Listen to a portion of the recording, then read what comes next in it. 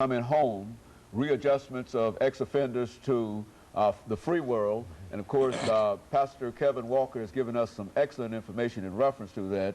And now, of course, Pastor Walker, what we'd like for you to do is to identify some of these issues that sort of keep these individuals from being able to become involved in society and et cetera. And I think that if we can do that over this segment, then we can call it an end for an excellent show, I believe, today. All right. Well, one of the things, and I had mentioned this on another show that we had done together, Dr. Haney, and that was the fact that individuals are being released from state custody and incarceration, I should make it clear, and they don't have an identification. They release people out. In a lot of situations, I have had guys come into my program. They will release them from a prison somewhere in West Tennessee or wherever, and they'll put them on the bus, no identification whatsoever. They got a parole certificate in their hand or whatever personal belongings they may have, and they'll put them on the bus. They won't inform us that they're on their way, that they've been released or anything, and they'll send a lot of these people to Nashville that have never lived in Nashville or what have you, and then they'll get to the bus station and they're just lost. We don't know they're coming.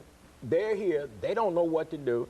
Then they don't have any identification. They're in a bad situation right there. And that's when I say victim. And people say, Dr. Haney, well, he's just guy, he's soft on crime, he's been to prison, he's been through that. I'm not soft on crime. You know, I think for an individual commits a crime, he ought to pay the penalty for the crime. I mean, I was a crook, I did crimes, I paid the penalty for it, I've overcome all of that, I triumphed over all that stuff.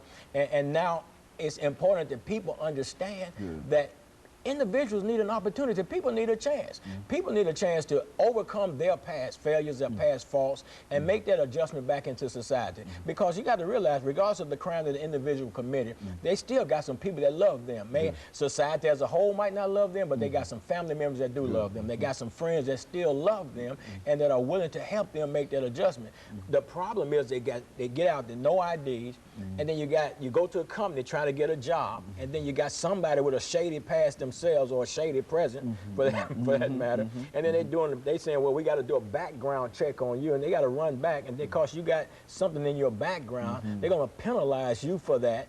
In terms of saying, well, since you committed a crime in 1988, now you can't feed your children in 2006. What kind of sense does that make? You know, my children are hungry. They need to eat just like anybody else's children. So why can't I be afforded the opportunity to contribute to society? But at the same time, you penalize me, you turn me into a victim, and then when in frustration of trying to find a job, trying to fit back into society, when I get frustrated and revert back to my old ways because I have to live, I have to wear clothes, I have to eat, you know, I have to provide for my family. So when I go back, when I try your way, and you want to accept me when I'm trying it your way, then I go back to my way. Now you want to criticize and condemn me for falling into the trap that you dug and set for me. What am I supposed to do in a situation like that? It's hard out here for people that have a criminal past to make that adjustment back in society. And society needs to realize that. And we need to stop saying victim, victim, victim, victim. What about the ones that suffer from the crime? Well, I have sympathy for the ones that suffer from the crime.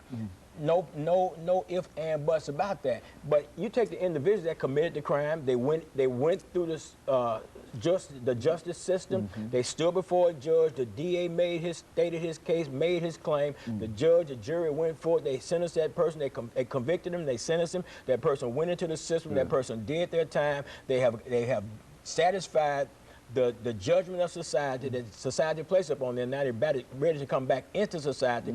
Then why do I get a life sentence for a 2-year conviction? Why is it that I can't vote? Why is it that I got to come out here and struggle trying to get identification? I got to come out here struggle trying to get a job, you know, just to be able to do all the necessary things or all the essential things that everybody in a free world society have been afforded the right to do. Why can't I have that? You know, just because I committed a crime one time doesn't mean, Dr. Haney, that I'm going to come out and do the same thing over again. But you increase my chances of recommitting or reoffending when you consistently put roadblocks and stumbling blocks in my pathway, when you systematically set me up to fail. And each time you fail, you go back into the system and you cause the government, the state, more money because More now money. they have to, you can't be a taxpayer or anything, and you're just there, Yeah. warehoused again. Well, now, would it make sense for the state to start thinking in terms of using some of these individuals? That is, create some special kinds of programs for them so that they might be able to use the manpower, whatever they were doing when they were incarcerated. You know, they got some kind of job doing now. Yeah. If they were working in inventory and et cetera while they were incarcerated, then the state ought to try to create a situation so that they could keep them in inventory while they're out now and pay them and some money for what they are doing, because state, not because it's giving them anything, but because they are fulfilling a needed service to the state. I mean, does that make sense? I mean, that would be a good thing, but the only way it will work is if the state really cared. But by the fact that the state is not really caring about the individual that's coming out of the prison system, you know, we can throw the political smoke screens all we want to and pretend or make believe that we care, but in reality, look at the things that are in place. Look at the structure. Look at the systems that are in place. The system, the mouth will say we care, but the systems that are in place is indicative of the fact that we don't care. We don't care what happens to you. You get out. You know, if you find a job, you're fine. When if you don't, so what? You know what I'm saying? And there's companies out here that, you know, give people an opportunity. I mean, come on, don't continue to penalize people. Help these people to contribute to society.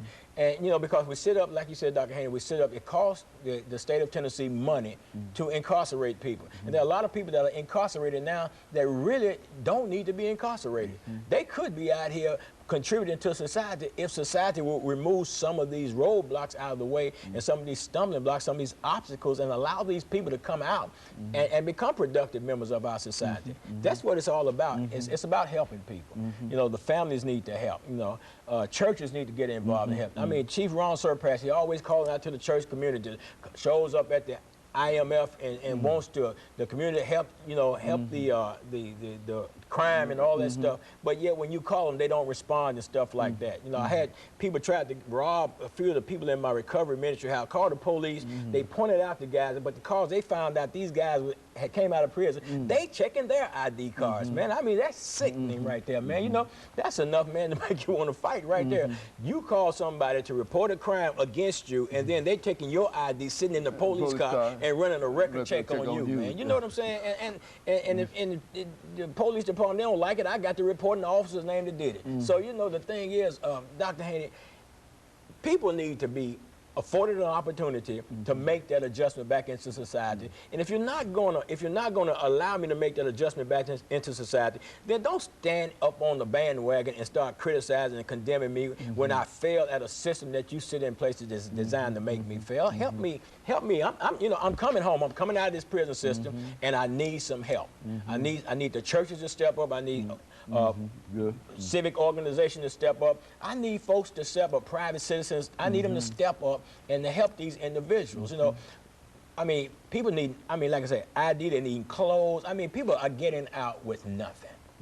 Absolutely Been there nothing. 10, 12 years and then get out. The only thing they've got is a certificate saying that they've been there. That's it. And on a bus ticket. And once they see the parole off, they don't even have the certificate no more because they turn that in. He takes that from them, and so there they are out after 15, 10, 5, 2, or whatever, even to go there for 10 months, 5 months. And then to come out under those kind of situations would be quite difficult. But I would imagine if you've been there for 8 or 10, 12 years and then have to come out under those kind of, it's sort of a frightening kind of thing, Absolutely. I would imagine. You come out with nothing. And it's a shame. It's just a shame, and society needs to understand that it's more to the individual because, like I said, Dr. Haney, all the time, we follow the individual from the crime scene through the court system all the way through the doors of the penitentiary, and then we forget about them, not realizing that one day they're coming home and they could be your neighbor. So how do you want that individual to return back into society? Help the individual, and you can help a family and a whole lot of other situations. And I guess, Pastor Walker, the only thing we can say is that perhaps people just don't care. But the thing about it, I think that people do care. Yeah, that's. And I think people need to be informed. And I think what you've done here, you've made us aware. We've become very, very conscious. in terms of the kind of situations, and I think that we have to have that in order to be able to make any kind of move whatsoever. But I think that if people understand that we're dealing with our own family, because these individuals, I mean, if you were to take a survey, you would find that quite a number of us have individuals who are incarcerated. So these are our people. And of course, let me thank you, and let us encourage our audience to tune in again next week for another informative edition of Comments. Thank you, and good morning.